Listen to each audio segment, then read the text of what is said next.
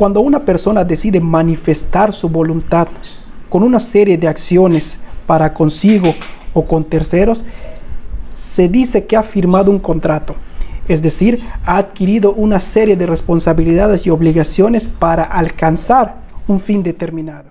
Sin embargo, las cláusulas de los contratos o convenios no siempre se cumplen a cabalidad. Es por eso que hablaremos de lo que es un contrato y lo que es un convenio, sus características, cómo se aplican a la vida de cualquier persona y por supuesto cómo aseguramos su cumplimiento. Así que sin más preámbulos, comenzamos.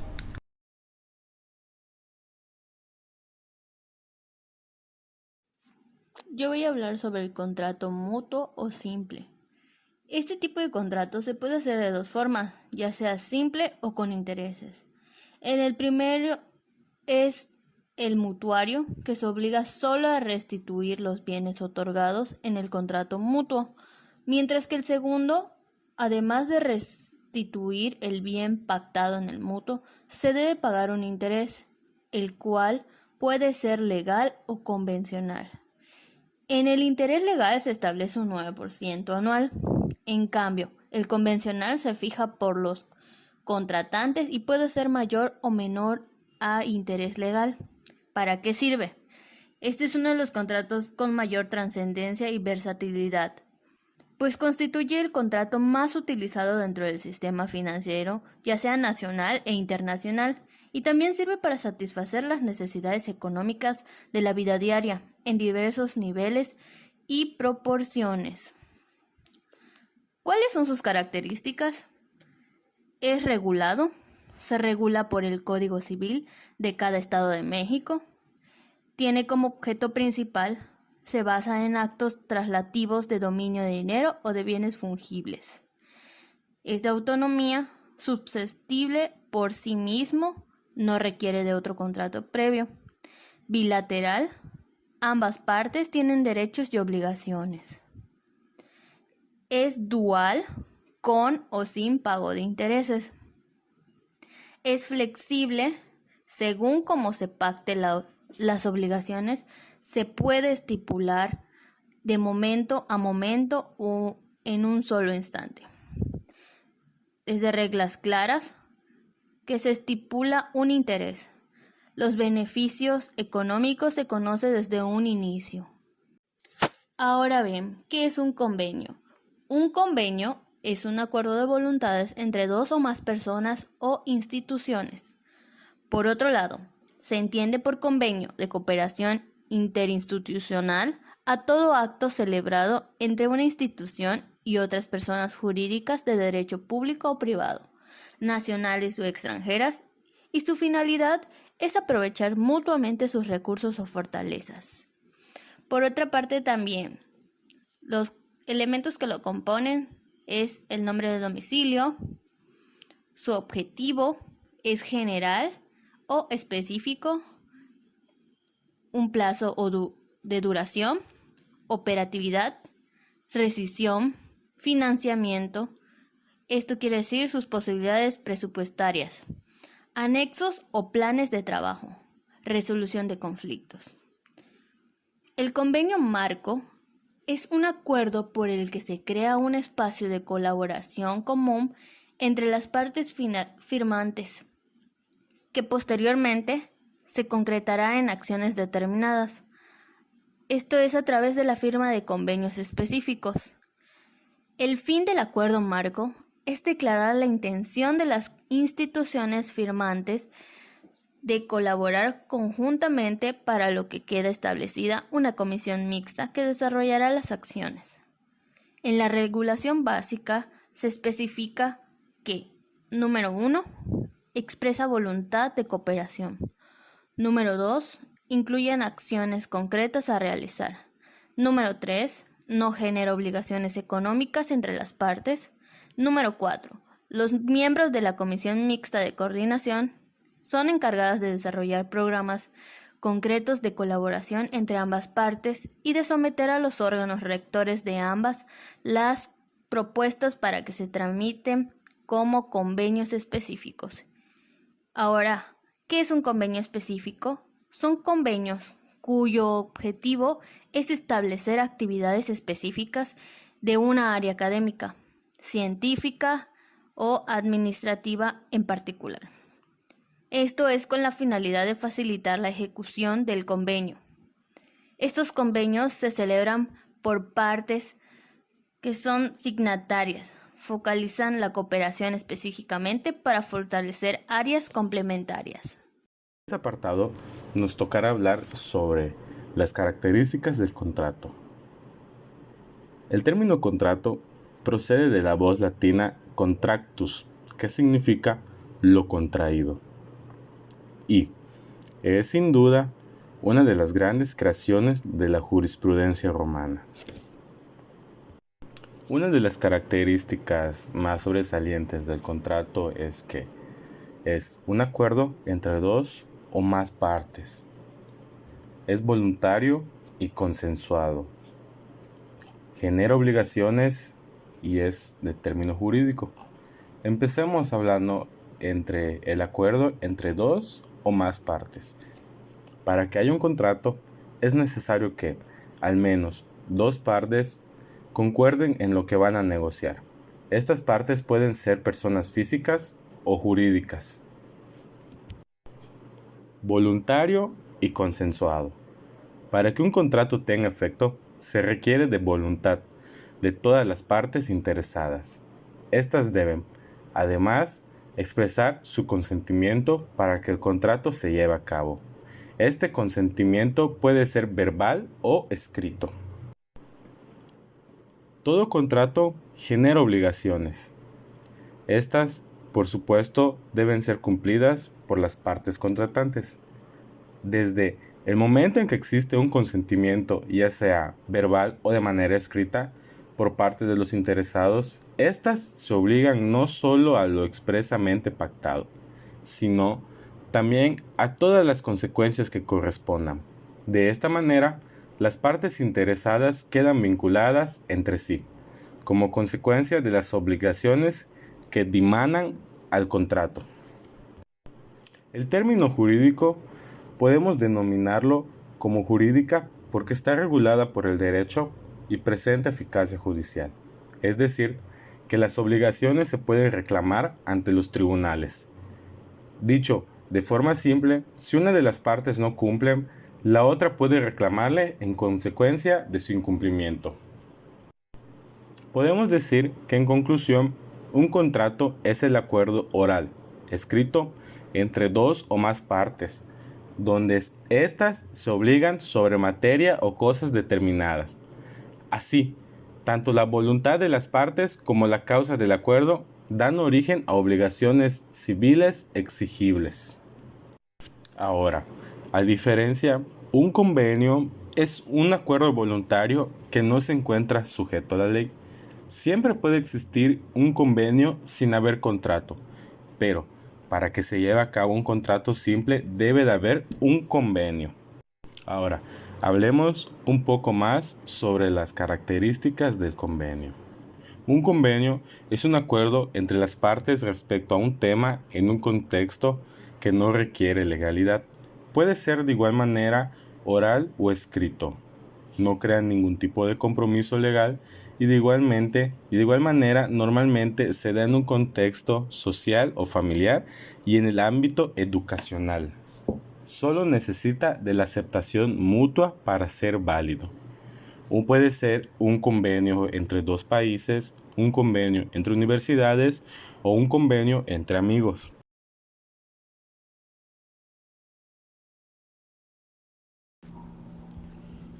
De la aplicación jurídica de los contratos y convenios.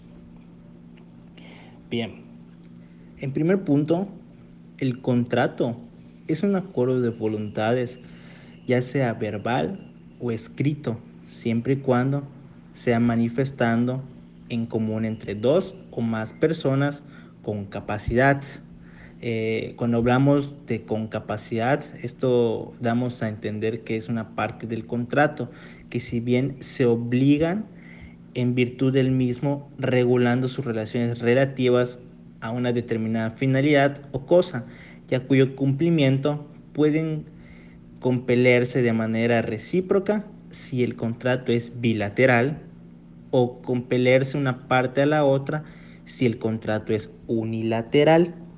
Si bien es el contrato en suma un acuerdo de voluntades que genera siempre derechos y obligaciones relativos, es decir, solo para las partes contratantes y sus causavientes, pero además del acuerdo de voluntades, algunos contratos exigen para su perfección otros hechos o actos de alcance jurídico, tales como efectuar una determinada entrega, como contratos reales, o exigen ser formalizados en documentos especiales, como contratos formales, de modo que en esos casos especiales no basta con una sola voluntad. De todos modos, el contrato en general tiene una connotación siempre patrimonial, incluso parcialmente en aquellos celebrados siempre en el marco del derecho de familia, y es parte de la categoría más amplia de los negocios jurídicos. Es función elemental del contrato originar efectos jurídicos, es decir, las obligaciones exigibles, de tal modo que aquella relación de sujetos que no derive en efectos jurídicos no se le pueden atribuir cualidad contractual. Por otro lado tenemos el convenio, ya que si bien en derecho es una decisión tomada en común por dos o más personas, por una junta, asamblea o tribunal, también se denomina así a un pacto, tratado o resolución de organizaciones, instituciones, empresas públicas o privadas. Es el control externo que existe para la conducta humana, en pocas palabras, las normas que rigen nuestra conducta social, que siempre constituye una de las fuentes del derecho. Es por lo tanto que se deriva de la manifestación de una convergencia de voluntades con la finalidad de producir efectos jurídicos, ya que el principal efecto jurídico del convenio es su obligatoriedad para las partes que lo otorgan, naciendo para las mismas obligaciones y derechos. También es válido cualquiera que sea la forma de su celebración, oral o escrita, siempre que el consentimiento de los otorgantes sea válido y su objeto cierto, siempre y cuando determinado no esté fuera del comercio o sea imposible.